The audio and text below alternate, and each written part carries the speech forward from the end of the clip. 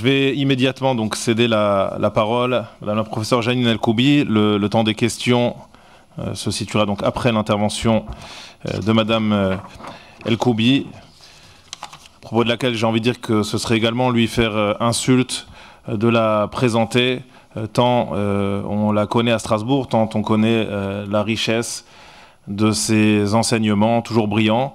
Madame El-Koubi est une enfant de cette communauté qui a justement grandi, qui a construit sa personnalité dans l'après-guerre d'André Neher et de tout ce qu'il a pu apporter à cette communauté en matière d'espoir, comme je le disais, et du renouveau de la pensée. Et elle va donc nous entretenir d'un sujet passionnant qui est le dialogue au cœur et au corps de la pensée d'André Neher, un dialogue bien sûr qui fait irrémédiablement suite et écho au silence de Dieu qui a tellement questionné André Neher après-guerre. Je lui cède immédiatement la parole. Merci beaucoup. Merci Monsieur le Grand Rabbin pour cette introduction, merci pour les qualifications que vous m'avez données. Je veux juste dire une chose que j'avais envie de dire depuis longtemps. Je ne suis pas professeur au sens académique et universitaire du terme. Il est vrai que j'ai enseigné à l'université, mais je tiens à ce que les choses soient tout à fait claires. J'ai enseigné en collège, en lycée, en université, mais je n'ai pas le titre de professeur. Pour être très très rapide, je devais faire une thèse de doctorat avec le professeur Kusch. Et au moment où je l'ai entamé, je l'avais préparé par un DEA, au moment où je l'ai entamé, j'ai bifurqué vers l'écriture.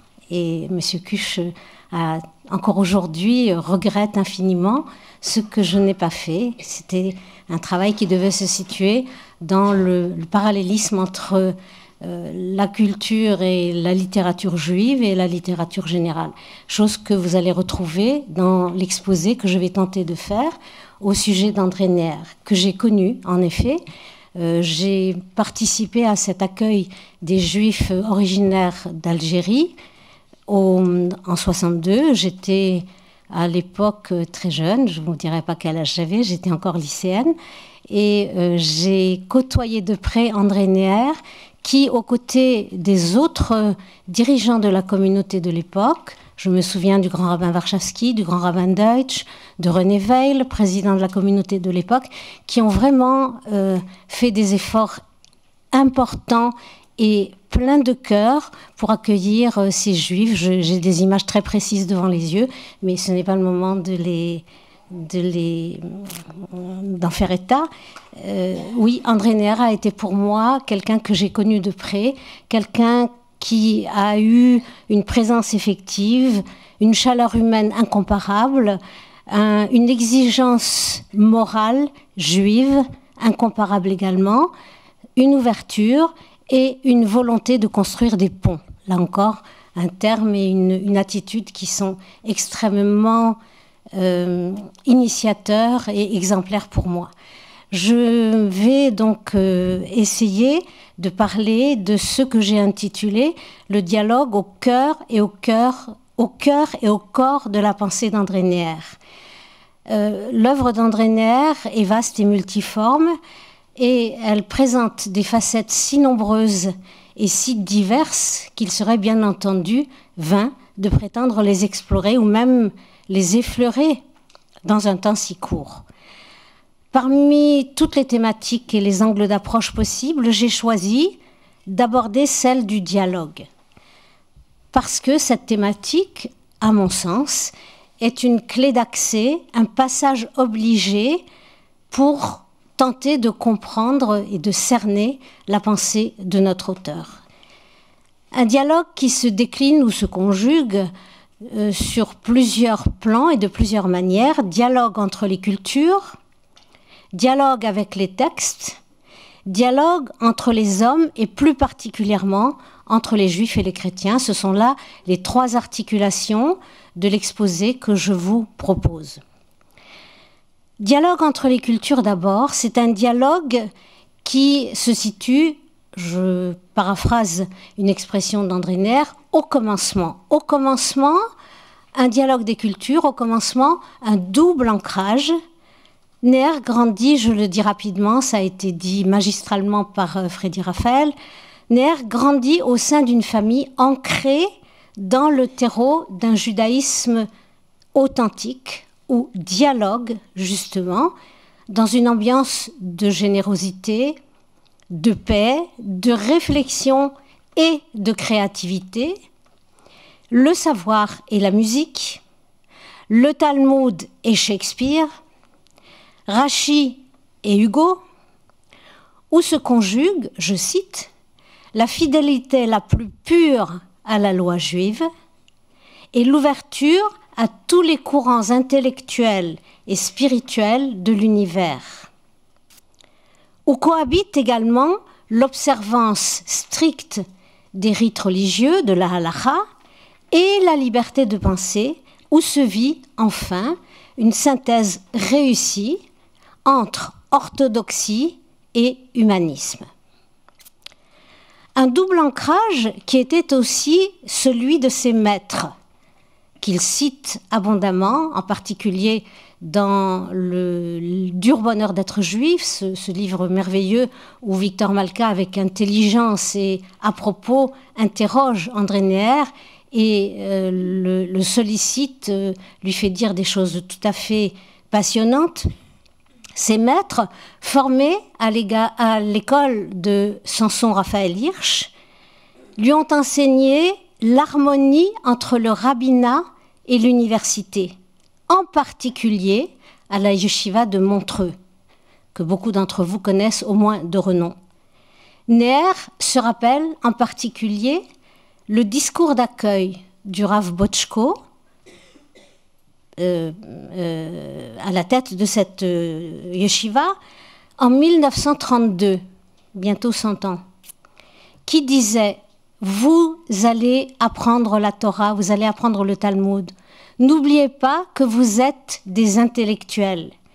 Ce sera, et je cite ici ce que dit Neher, ce sera l'honneur de la Torah que d'être étudié par des professeurs, des médecins, des magistrats, des avocats, des ingénieurs. » Cette double fidélité, Neher la revendique, je cite, comme une des données intrinsèques de sa vocation d'homme et de juif.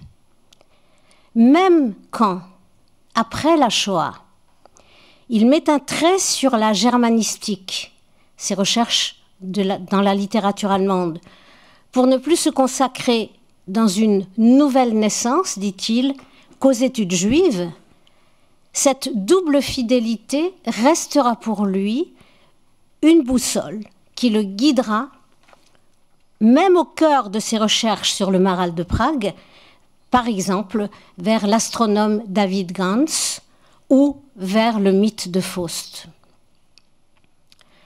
Dialogue entre les cultures, au commencement, dans le berceau, dit Neher, puis dialogue avec les textes. Quelques généralités, rapidement.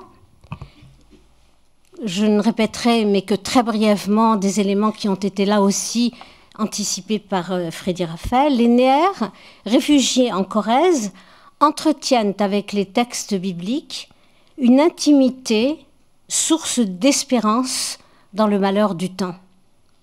Et André, dès lors, creuse ce sillon de la Bible avec laquelle il engagera désormais un dialogue ininterrompu, s'inscrivant dans une tradition de lecture qu'il renouvelle de l'intérieur.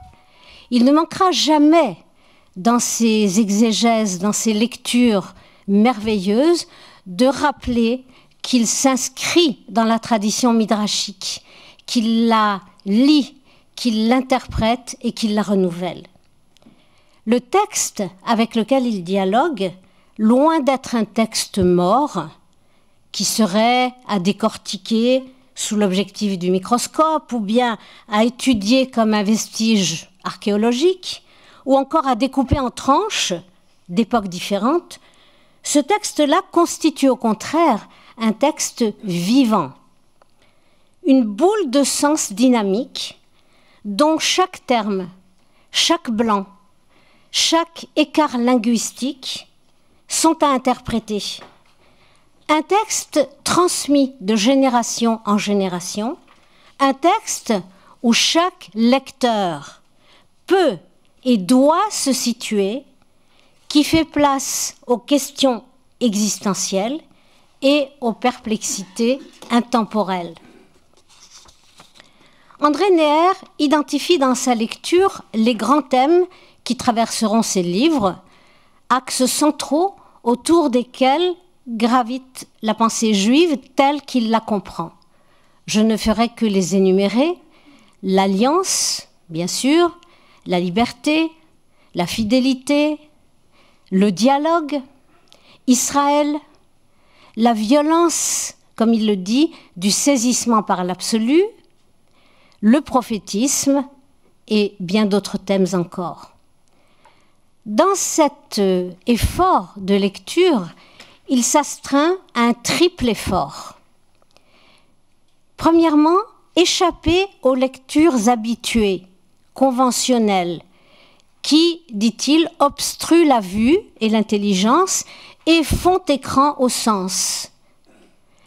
Deuxièmement, se poser les questions en rapport avec le présent du lecteur et mettre au jour les fils de signification qui relient ce lecteur au texte. Et enfin, ne pas chercher à tout prix des réponses. Refuser de clore le texte. Accepter au contraire de laisser en suspens des questions qui touchent au cœur de la condition juive ou humaine. Ce que je viens de vous dire est très théorique et je souhaite l'illustrer par un exemple qu'il a été difficile de choisir, tellement les livres d'André Neher regorgent de perles, pardon pour cette métaphore, de passages absolument lumineux et absolument qui donnent à penser, qui donnent à réfléchir et à s'inscrire soi-même dans le texte. Et à titre d'illustration, je vous propose une très rapide, trop rapide bien sûr, incursion dans un livre que j'aime énormément, L'exil de la parole.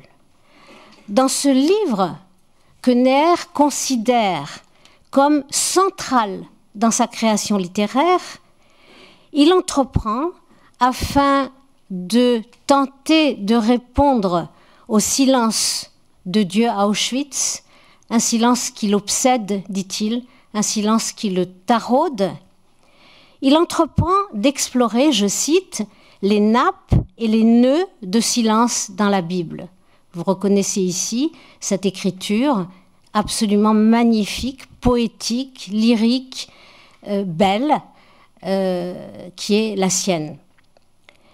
La récolte est immense, car, je cite, le texte biblique et son exégèse midrashique sont grouillants du thème du silence.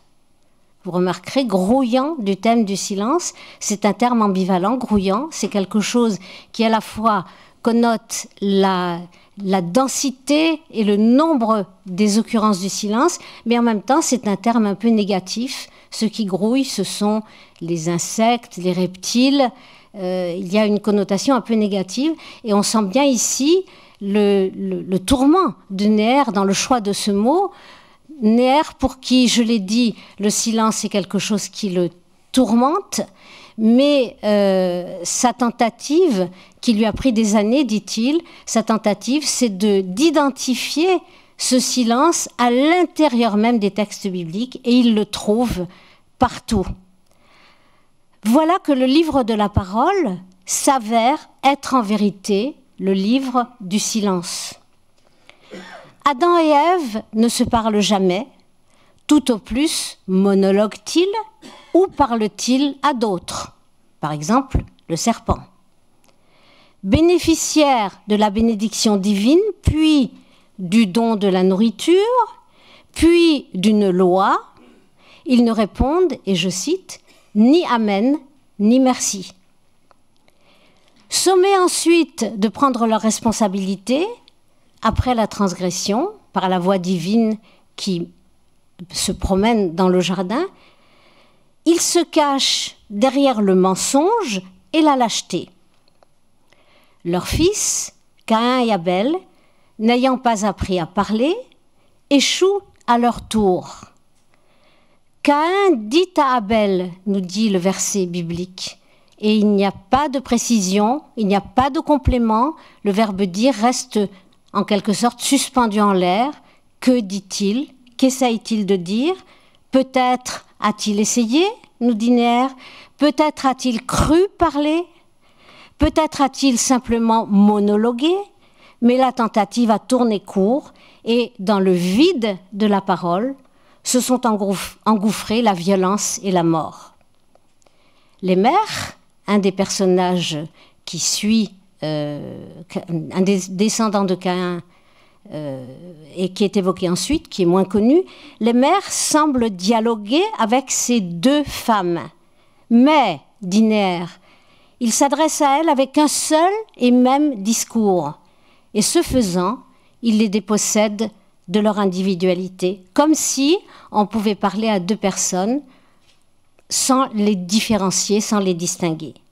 Noé, enfin, et j'arrêterai mon énumération là, bien que elle est interminable, Noé, 5 fois interpellé dans le texte biblique, reste obstinément muet, trahissant, je cite, sa veulerie d'automate, soumis et neutre. Dieu lui-même se tait si souvent, cache sa face, laisse Abraham ou Job aux prises avec un silence épais, insupportable, inexplicable. Troisième moment de mon exposé, vous sentez que j'aurais dû et voulu continuer. Reportez-vous au silence de la parole, qui est vraiment, à mon sens, le livre le plus abouti de André Néer. Je passe au dialogue judéo-chrétien. C'est la troisième étape de ce dialogue. Et c'est dans le dur bonheur d'être juif qu'interrogé par Victor Malka, Néer évoque longuement son action au service du dialogue judéo-chrétien et la conception qu'il s'en fait. Un dialogue qui s'inscrit dès l'enfance sur un fond de paysage particulier, celui d'Aubernais, on l'a dit, sa ville natale, imprégnée d'un anti-judaïsme séculaire, et celui de la tolérance foncière de ses parents qui considéraient que tous étaient des hommes et des femmes de Dieu.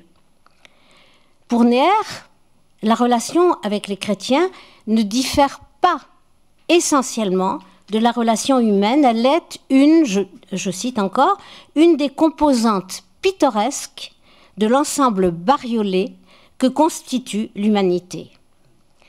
Plus tard, l'Église, après Vatican II, considérera précisément la relation judéo-chrétienne comme spécifique et différente de celle qu'elle entretient avec les autres religions. Dès 1946, André Néer participe au cercle biblique initié par Monseigneur Elchinger, l'archevêque de Strasbourg, et noue avec lui, au fil des échanges et des discussions, des liens privilégiés, amicaux, qui vont s'approfondir en une véritable et fructueuse relation d'amitié.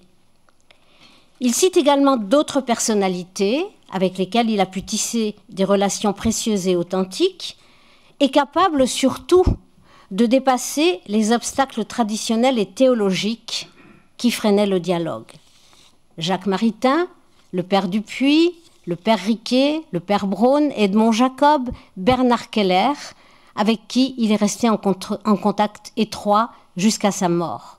Mais André Néer ne cache pas les frilosités, les pesanteurs, les pusillanimités qui, à sa déception, ont enrayé, ralenti l'avancée de ce dialogue.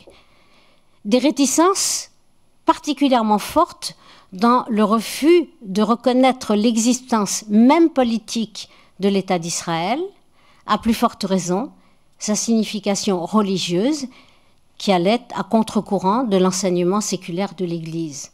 Les choses, depuis, ont changé. L'idée que se fait Neher du dialogue est exigeante. Il l'a formulée dans un texte programmatique qu'il a intitulé « Le juif face aux chrétiens » et qui se trouve publié dans l'existence juive.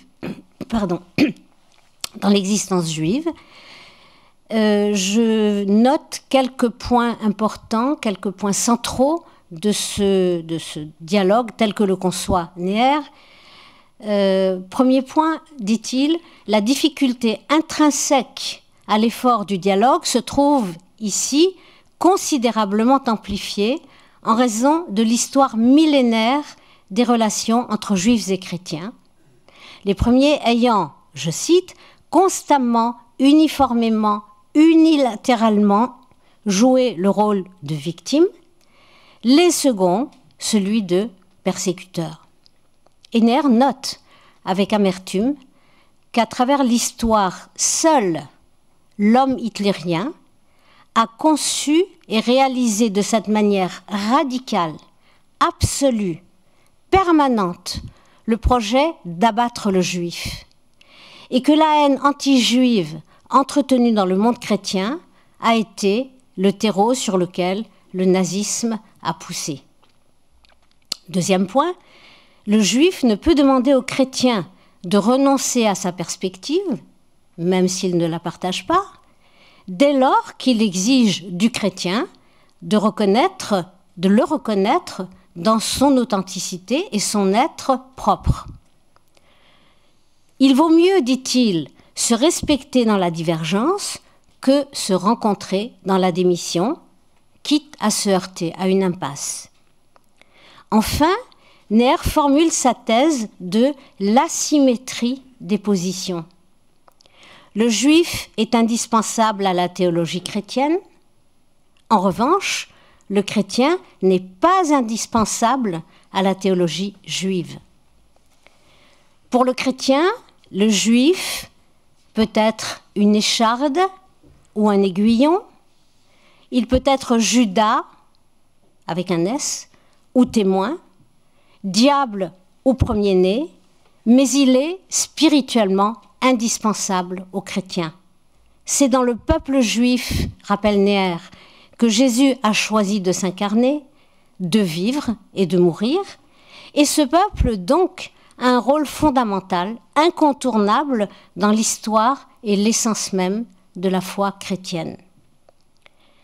L'obstination de Neher à entretenir le dialogue est enracinée dans la mission que lui a confiée Jules Isaac, le fondateur de l'amitié judéo-chrétienne. Mission de poursuivre dans la seule voie qui laisse quelque espoir de déraciner l'antisémitisme, à savoir la connaissance.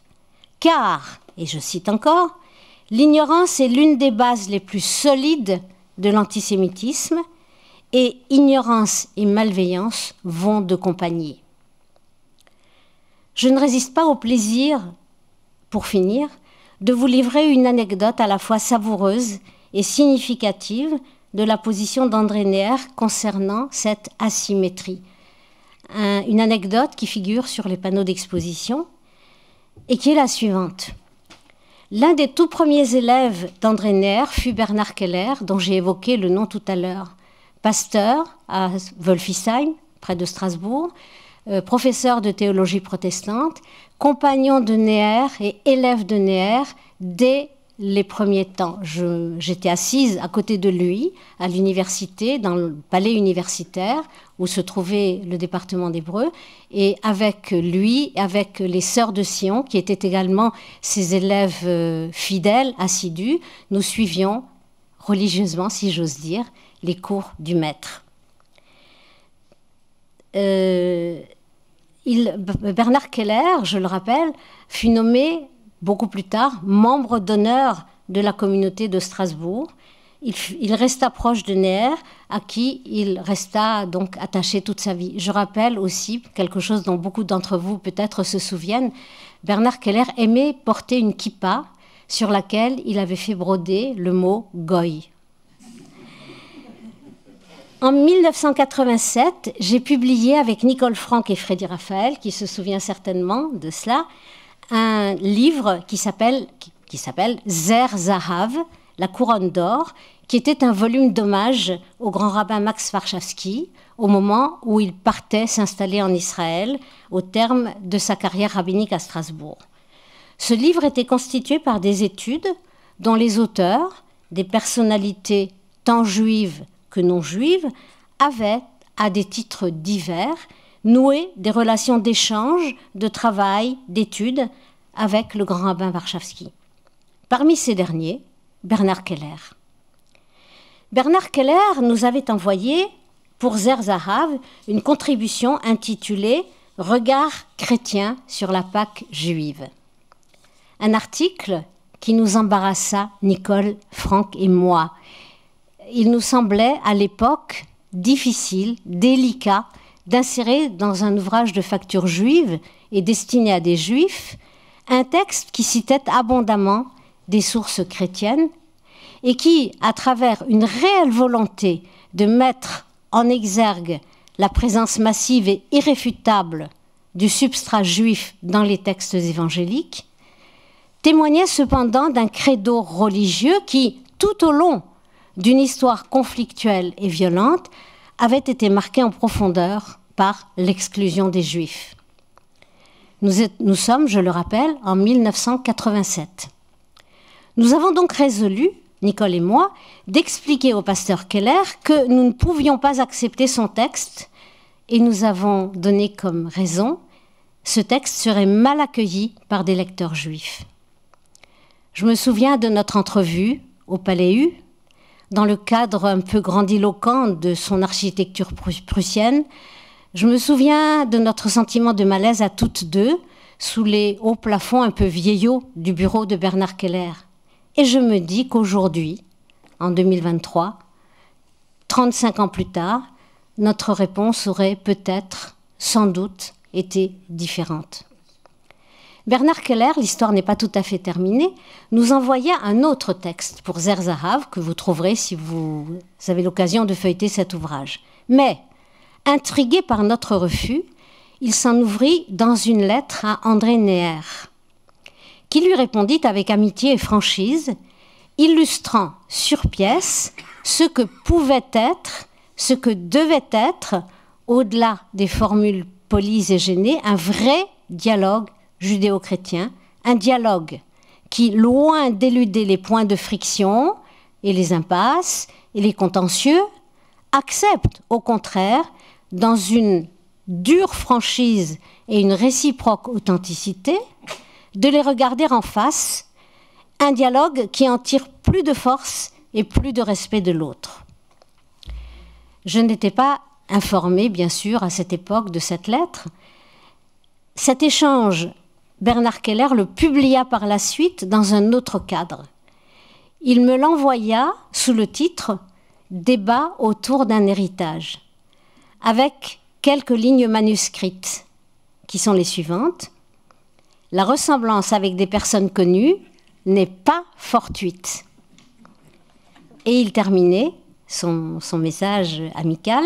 « Pessar Sameach », c'était Pessar, « ce qui tombe à pic, dit-il, dit Bernard Keller, pour vivre à nouveau en accord de pensée ce qui est dit dans ce texte. » Voilà donc le point d'orgue de cet échange. Comment conclure cette étude trop brève, mais qui, je l'espère, aura réussi à vous donner le parfum, la saveur, le velouté inimitable de l'enseignement, de l'écriture et de la profonde humanité d'André Neher. Je le ferai très simplement en vous lisant ce texte d'André Neher, dans lequel l'auteur évoque Abraham après la descente du Moria.